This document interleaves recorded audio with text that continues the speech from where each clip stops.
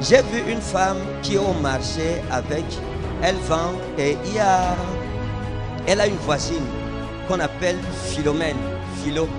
Philomène. Je voudrais prier avec elle. Je veux qu'elle vienne.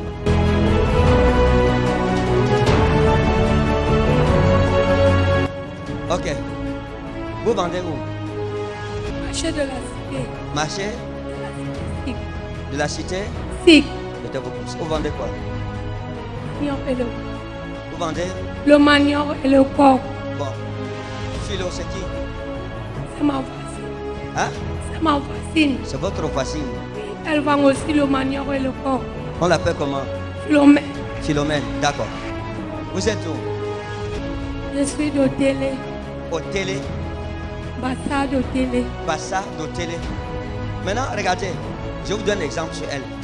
Nous sommes en train de prier, n'est-ce pas? La maman dit qu'elle vend quoi? Le manioc. Hein? Elle vend le manioc et le coq.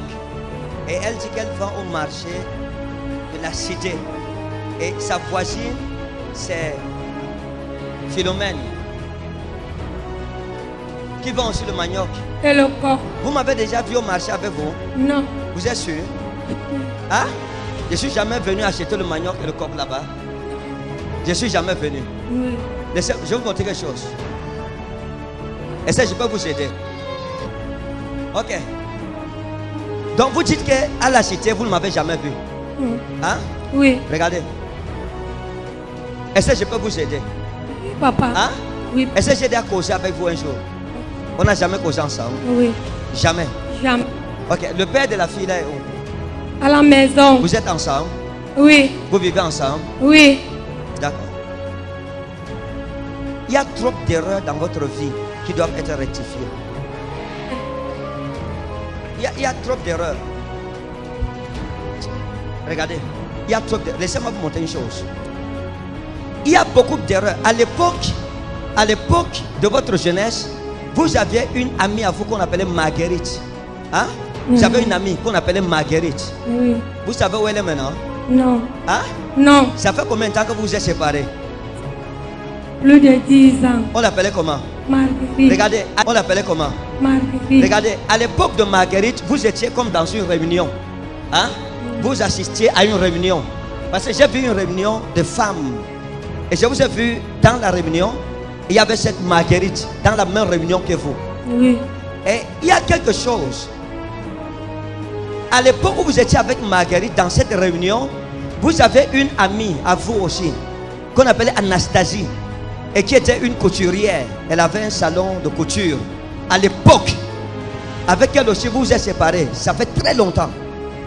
Vous étiez encore une jeune femme. Oui, papa. Vous vous souvenez d'elle? Non, j'ai oublié. Hein? Je ne me souviens pas. Ok, regardez. À l'heure où je suis en train de parler, à l'époque où vous étiez avec Marguerite et Anastasie, dans la réunion dont je suis en train de parler, quelque chose s'est passé avec votre amie Marguerite. Hein? Il y a quelque chose qui s'est passé avec elle. C'est une femme en qui vous aviez mis votre confiance. Je reconnais.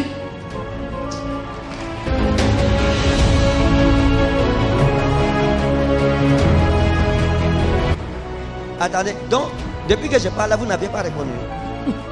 Hein? Maintenant que je parle. Avant là, vous n'aviez pas vu. Ok, c'est ça la prophétie. Ouais, pour moi, parfois, vous voyez, c'est là que vous comprenez la beauté de Dieu. On parle de quelqu'un de sa propre vie, elle ne se souvient pas, mais le prophète parle avec clarté. Hein? Laissez-moi vous montrer quelque chose.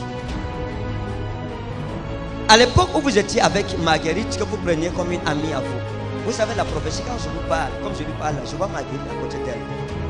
Et je vois Marguerite comme si je peux tendre la main et la toucher. C'est ça la réalité de la prophétie. Vous comprenez? Donc, Marguerite, vous la prenez comme une amie à vous. Vous la prenez comme une soeur. Oui. Hein? Il y a quelque chose qui s'est passé. Et j'ai dit que vous étiez dans une réunion à l'époque. Il y avait une réunion, c'était un rassemblement de femmes. Et dans ce rassemblement, il y avait une autre femme qu'on appelait Anastasie, qui était une couturière. Et vous-même, vous aviez donné vos habits à coudre à Anastasie à l'époque. Et il y a quelque chose qui s'est passé. À l'époque, vous aviez un kaba du RDPC. Hein? Vous avez une robe, le kaba du RDPC, que Marguerite vous avait demandé. Et vous lui avez donné le kaba. Elle ne vous a jamais retourné votre habit. Oui. Est-ce que ça a un sens? Oui. Elle a pris votre habit et elle est partie avec l'habit pour faire des... Je ne dis pas qu'elle a mené ça chez un marabout. Elle-même était une femme compliquée. Et vous vous êtes... Attendez. Vous vous êtes séparés de Marguerite parce que vous avez soupçonné qu'elle était une fille compliquée. Oui. Attendez. C'est vrai. Non, attendez. Je vous étonne parce que les gens pensent qu'on joue ici. À l'époque, vous aviez une amie à vous qu'on appelait Micheline, mais qu'on appelait Michel. C'est Micheline qui est venue vous dire que Marguerite est dans la sorcellerie. Hein? Oui. C'est Micheline qui vous a parlé. C'est elle qui vous a dit que Marguerite est compliquée. Et à l'époque, Marguerite avait le problème avec son mari. Elle était mariée. Elle avait le problème avec son mari, qu'on appelait Monsieur Paul. Yes.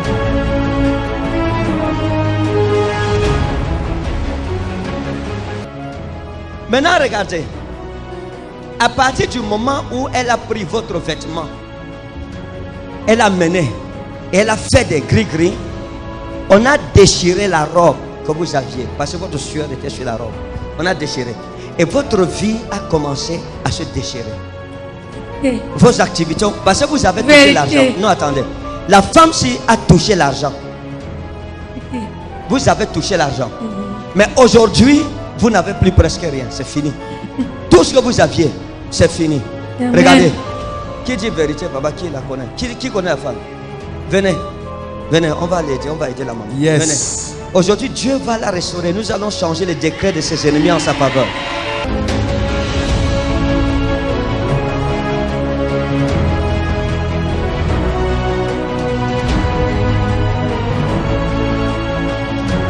Tenez-la, Dieu va la délivrer ce soir. Ok. Maintenant, regardez. Lorsque votre ami en qui vous vous êtes confié a pris votre robe du RDPC, du parti, elle est allée faire des incantations avec. C'était pour que votre vie ne ressemble plus à rien. Après cette époque, votre vie sentimentale a commencé à souffrir. Vos affaires ont commencé à souffrir. Vérité. Vos activités ont commencé à souffrir. Les gens commençaient à vous prendre l'argent, faire des emprunts et sans rembourser. Et alors où je parle, vous avez l'argent dehors presque partout. Et c'est ça qui vous a appauvri. Hein? C'est ça qui vous a appauvri. Maintenant, je peux vous montrer quelque chose. Je vais vous montrer quelque chose. Regardez. Oui. À l'époque, il y a une femme qu'on appelait Ma qui est venue vous voir pour demander de l'argent. Hein? Elle a pris une importante somme d'argent chez vous. On l'appelait Ma Thérèse. Elle a pris votre argent, elle est partie avec. Vous avez tout fait pour récupérer l'argent. Ça fait des années, Ma Thérèse ne vous a pas remis l'argent. Oui. Hein? Oui. C'est ça? C'est ça. Regardez. Je vais vous montrer quelque chose. Dieu m'a dit que le signe qu'il va vous donner pour la restauration, c'est ça. Ma Thérèse va vous appeler pour vous rembourser votre argent. Amen. Maintenant, laissez-moi vous montrer quelque chose. Donc, nous avons dit qu'au marché, vous vendez, il y a, c'est Maman Florence, c'est ça? C'est Maman Florence, n'est-ce pas? C'est Maman Flo. Hein? Maman Philomène. Ok, merci. C'est Maman Philo qui est votre voisine, n'est-ce pas? Laissez-moi vous montrer quelque chose. L'endroit où vous vendez, il y a quelque chose qui s'est passé. Laissez-moi montrer. Regardez, vous êtes, je vous ai vu comme sur un trottoir. Hein? Vérité. Vous êtes sur un trottoir. Vérité. Le goudron passe, les voitures passent devant vous. Yes. Regardez. Je vous ai vu sur le trottoir avec des magasins derrière vous. Vérité. Et quand on traverse 1, 2, 3, 15 mètres, il y a un endroit où vous faites souvent des transferts. Hein? MTN, vous faites des transferts de crédit là-bas. Regardez. Lorsque vous êtes ici, il y a Maman Flo. C'est Maman Flo, n'est-ce pas? Philomène. C'est Philomène, n'est-ce pas? Regardez. Après Maman Philomène, il y a Maman Florence. Hein? À côté de Philomène, il y a Maman Florence. Vérité. C'est ça? Yes. Attendez. Je n'ai pas fini. Yes. Ah, ah. Regardez, Yeah! Woo! Yes! Yes! la prophétie, c'est notre nourriture. Yes! La prophétie, c'est notre nourriture. Wow!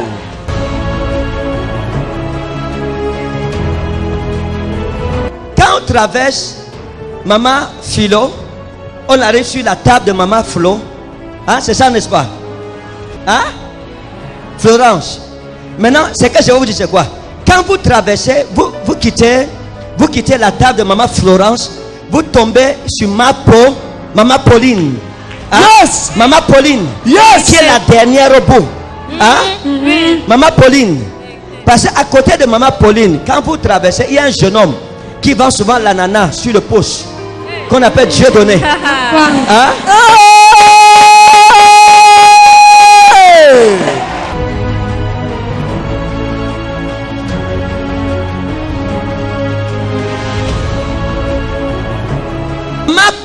Maman Pauline, sous sa table, il y a des incantations qui ont été faites.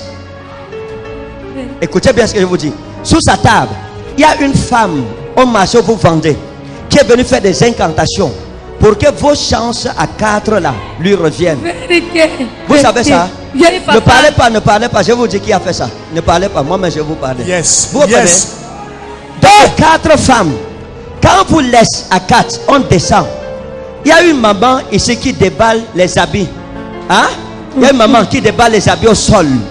Qu'on appelle Christine. Hein? Qu'on appelle Maman Christine. Cette femme, c'est elle qui est venue faire des incantations pour récupérer vos 4 chances.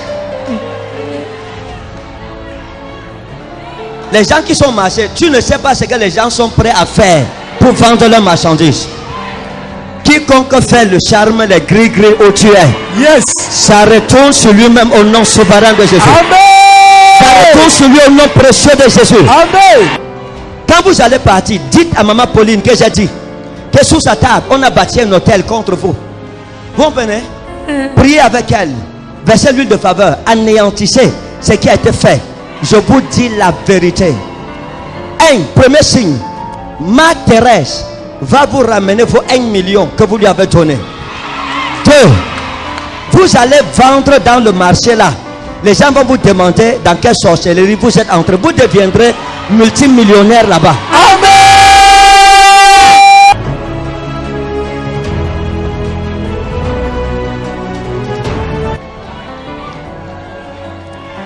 Maintenant, regardez. Voyez. Regardez. Les 2 enfants se lèvent, toi ma fille. Mets-toi debout. Regarde-moi.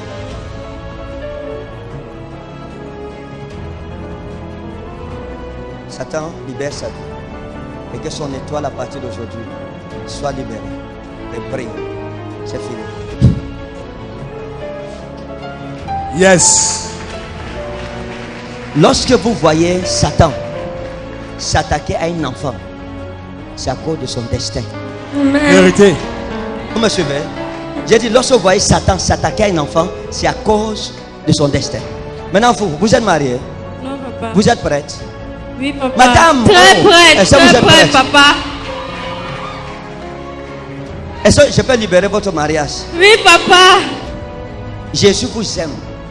Parce que vous êtes une enfant qui aime Dieu. L'enfant qui aime le Seigneur. Vous savez ça?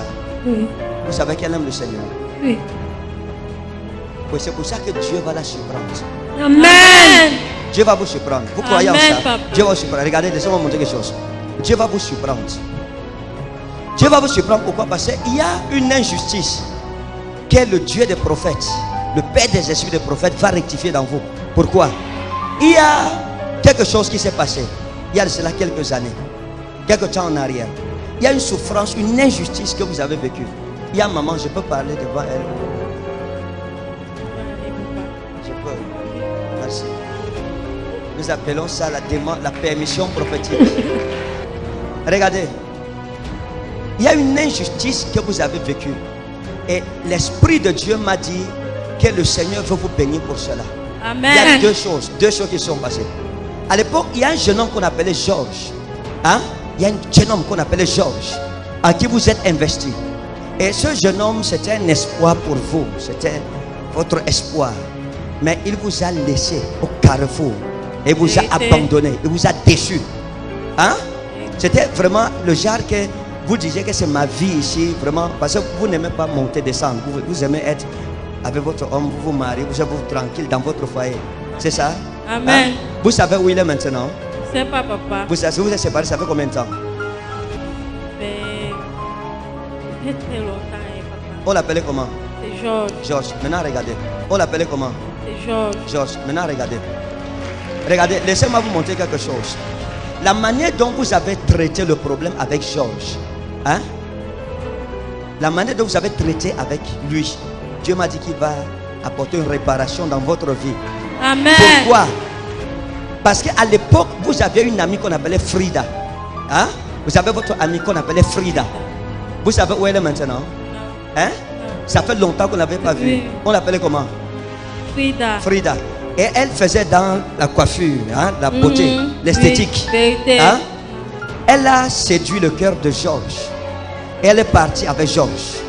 Et vous, vous êtes resté, vous n'avez pas fait de problème. Vous êtes parti doucement, le cœur déchiré. Dieu m'a dit qu'à cause de cette attitude, un mari vient dont Georges ne sera pas capable d'enlever les lacets de vos filles.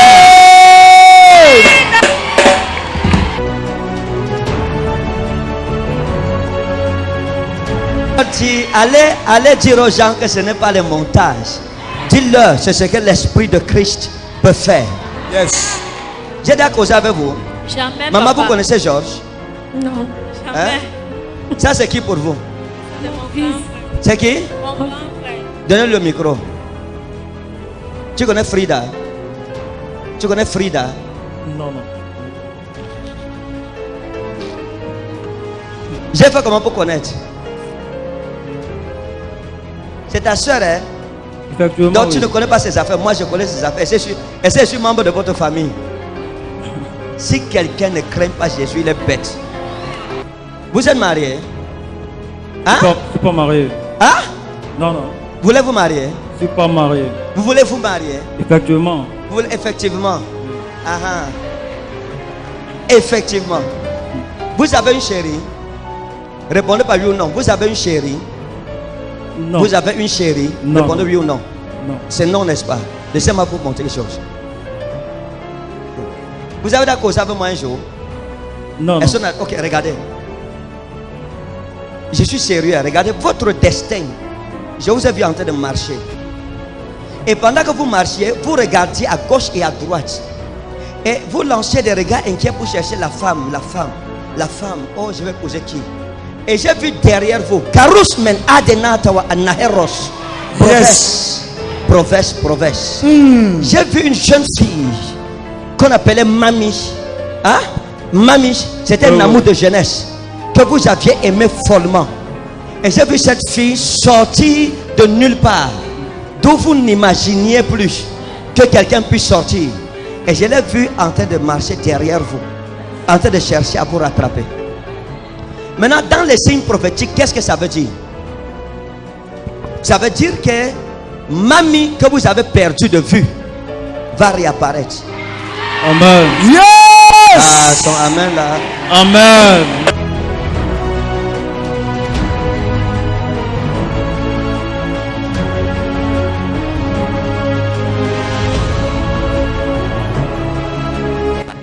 Oui.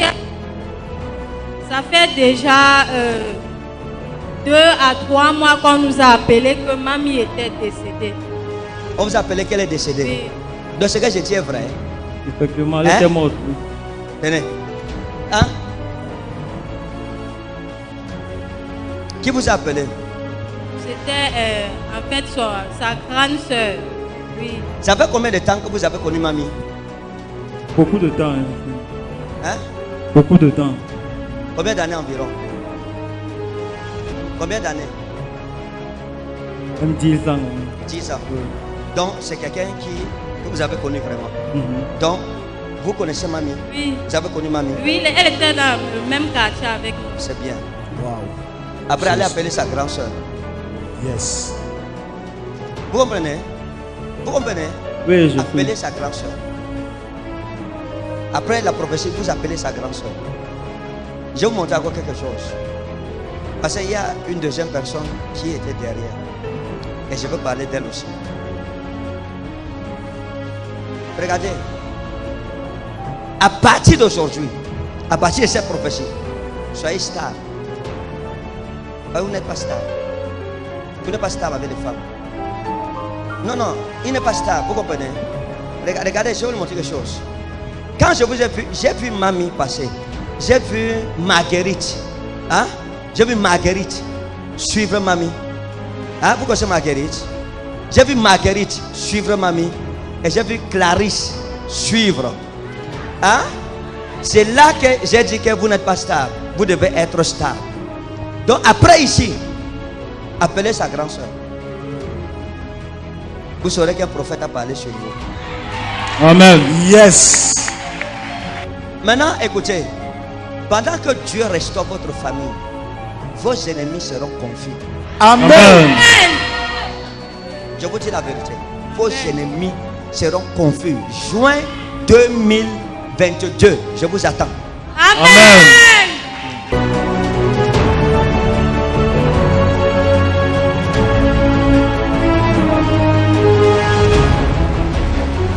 Nous sommes des remparts spirituels pour ce pays. Écoutez-moi, ça ne sert à rien de dire qu'on a une autorité, hein, une autorité administrative, si on n'a pas la protection de Dieu. Oh, les sorciers vont te cueillir comme un poulet. On va t'égorger comme un poulet.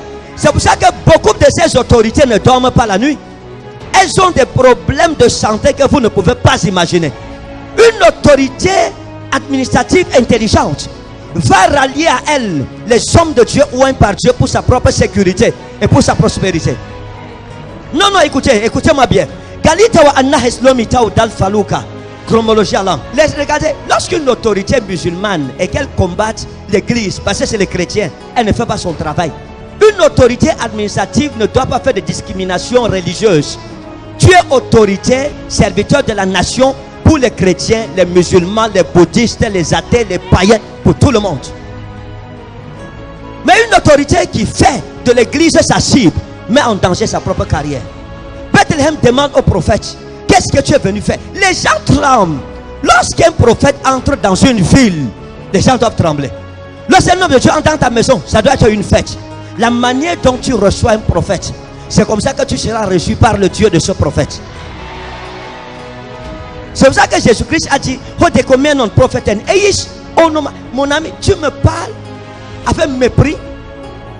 Les gens qui veillent aux portes de la nation, les gens qui annoncent les oracles de Dieu à la nation, et vous venez mépriser ce genre de personnes parce que tu as un poste où on va même t'enlever, ou bien tu vas aller en retraite. Moi je serai en train de prêcher jusqu'à ma mort. Fais attention. Honorons les hommes de Dieu, parce qu'ils sont un don de Dieu pour nous. Lorsque Samuel arrive, mon ami, j'ai une corne et j'ai l'huile. Non, non, je peux changer ta vie en bien ou en mal. Lorsque Samuel quitte sa maison, Dieu lui dit: prends ta corne, remplis-la d'huile. C'est que les gens ne savent pas, même pour les enfants de Dieu, vous ne savez pas cela. Le ministère prophétique est un ministère redoutable. La Bible dit ceci: par un prophète, Israël fut appelé hors de l'Égypte, et par un prophète, Israël devint une nation. Comme pour dire que le ministère prophétique te sort de la prison où tu étais et te rend prospère. Et c'est la parole, c'est la corne et c'est l'huile. Il dit: prends ta corne, remplis-la, va établir un roi. On peut faire de toi un roi aujourd'hui. Non, je te dis la vérité. Tu peux sortir de cette misère à la parole. Car je vais sur la parole de mes serviteurs les prophètes pour l'exécuter. Je veux prophétiser sur quelqu'un ce soir. Si tu es assis, cette prophétie va te sauter. Je te dis la vérité. Je prophétise sur ta tête. L'huile de la royauté descend sur toi. L'huile de la royauté descend sur toi. L'huile de la royauté descend sur toi. Reçois ta portion au nom de Jésus. Reçois ta portion au nom de Jésus. Reçois ta portion au nom de Jésus. Je déclare et je prophétise. Sors de la servitude. Sors des blocages. Sors des limitations. Sors de la pauvreté. Sors des échecs. Sors des déceptions. Tu dis amen, tu reçois la double portion. Tu ne peux pas avoir un prophète et ta vie demeure la même. Mes amis, regardez, bien-aimés. Vous lisez la Bible et vous demandez à l'Esprit de Dieu de vous connecter aux réalités spirituelles de ce passage. Quand je lis ça, j'ai senti des larmes qui montaient dans mon cœur. Des larmes, pourquoi? Parce que Dieu m'a fait ressentir ce que David ressentait. Parmi les fils de son père, il était le plus méprisé. Il était le rejeté. Il était celui qui ne comptait pas. En sorte que lorsqu'on a organisé une fête dans la famille, mes amis, le prophète Samuel vient dans la maison d'Isaïe. Vous savez ce que ça représente? Isaïe appelle tous ses 7 fils, sauf David. Il y a des personnes comme ça ici. C'est pour ces personnes que Dieu m'a oint ce soir pour parler. Pour des personnes méprisées dans leur famille. Pour des personnes qui n'ont pas de parole, qui n'ont pas de place. Lorsque tu veux parler, on dit tais-toi. Les vrais gens parlent. Et toi aussi tu veux dire quoi? Ferme ta bouche. Dieu me dit de prophétiser sur quelqu'un qui est rejeté. Dieu me dit de prophétiser sur quelqu'un qui est méprisé. Dieu me dit de prophétiser sur quelqu'un qui est discriminé. L'Éternel changera ta situation. L'Éternel, oh, l'Éternel changera ta situation. Là où les hommes sont allés te cacher, là où les hommes sont allés t'embrigader, là où dans la sorcellerie on est allé t'empaqueter, t'encadenasser, tu ne peux pas mourir là-bas. Tu ne vas même pas passer cette soirée là-bas. Dans le nom de Jésus de Nazareth. Bien-aimé, comment un père peut oublier l'enfant qu'il a accouché en brousse, tandis qu'il y a une fête dans sa maison? Regardez la situation de David. C'est la situation de plusieurs d'entre nous. Lorsqu'il y a des festivités, toi, tu n'y participes pas. Lorsqu'il y a des bénédictions, toi, tu n'y participes pas. Lorsqu'il y a la joie, toi, tu es exclu. Lorsqu'il y a de grands événements, de grandes occasions, tout le monde en profite dans la famille, sauf toi. Aujourd'hui, ça s'arrête. Je dis ça s'arrête au nom de Jésus. La Bible dit qu'Isaïe a présenté ses préférés. Il envoie Eliab. Même le prophète a failli oindre Eliab. Dieu lui a dit que ce n'est pas lui. Écoutez, on ne te confondra pas. Personne ne volera ce qui est pour toi. On ne volera pas ce qui est pour toi. On ne va pas oindre Eliab à ta place. Ta soeur ne prendra pas ta place. Ton frère ne prendra pas ta place. Oh, ton cas sera différent. Ton cas sera différent. Ton cas sera différent. On a passé tous les fils d'Isaïe. Le prophète demande que... Attends, est-ce qu'il n'y a plus d'autres enfants ici? Il y a plein d'autres enfants. Il dit, ouais, oui. Il y a le plus petit, le Benjamin. Il demande, il est où? Il est en brousse. Est-ce que vous comprenez cette parole? Il est en brousse. Dieu m'a dit que tu vas sortir de ta brousse aujourd'hui. Tu vas sortir de cette brousse. Quand vous êtes en brousse, c'est les mauvaises choses. La brousse, c'est le symbole de la prison. Quand ta vie est en brousse, qui l'a mis en brousse? Son propre père. Qui l'a mis en brousse? Ses grands frères. Qui avait demandé à David d'aller en brousse?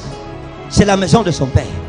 Toute personne dans cette salle qui, sous l'influence des pratiques de malédiction, de sorcellerie dans sa famille, s'est retrouvé en brousse. Je parle un langage spirituel. Sur le plan sentimental, tu es en brousse. Sur le plan financier, tu es en brousse. Le plan professionnel, tu es en brousse. Le plan relationnel, tu es en brousse. Ta santé, en brousse. On t'a pris, on t'a jeté loin de la civilisation. Que Dieu te cherche en brousse là-bas. Que Dieu te cherche où on a caché ta vie. Que Dieu te retrouve où tu as été embrigadé. Sors Sors de la brousse au nom de Jésus. Sors de ta brousse au nom de Jésus. Tu sors de la brousse pour la ville. Oh! Hey! Je vois un miracle se produire ce soir. Écoutez, l'Esprit de Christ. On a voulu faire la fête sans David. Mais Dieu a dit, personne ne fêtera sans David. Les hommes ont voulu faire la fête sans David. Mais Dieu a dit, vous ne fêterez pas sans David. Un temps est en train de venir devant ta vie où ça ne se passera plus sans toi.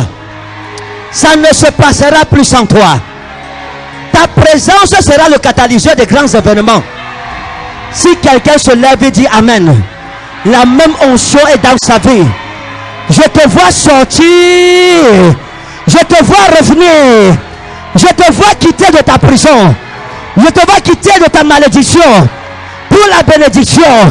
Je te vois sortir de la pauvreté pour la richesse. Je te vois quitter du célibat pour le mariage, du mépris pour la gloire, des endettements pour l'abondance, des ténèbres pour la lumière. Quelqu'un dit Amen, il sort de sa prison ce soir. Dieu a imposé David à son père. Il a imposé David à sa mère. Il a imposé David à ses frères et ses soeurs. Il a dit sans David, la maison-ci ne connaîtra pas une seule prospérité. Dieu t'impose sur tes frères. Dieu t'impose sur tes soeurs. Dieu t'impose sur la maison de ton père. Dieu t'impose sur la maison de ta mère. Toi que tout le monde avait méprisé, au point où on t'a oublié en brousse. On a même oublié que tu existes, que tu fais partie de la famille. Le temps viendra où les membres de ta famille vont faire l'audience pour venir te voir. Où ils vont faire le protocole pour que tu entres. Tu deviendras le roi de ta famille. Le rejeté deviendra le roi de la famille.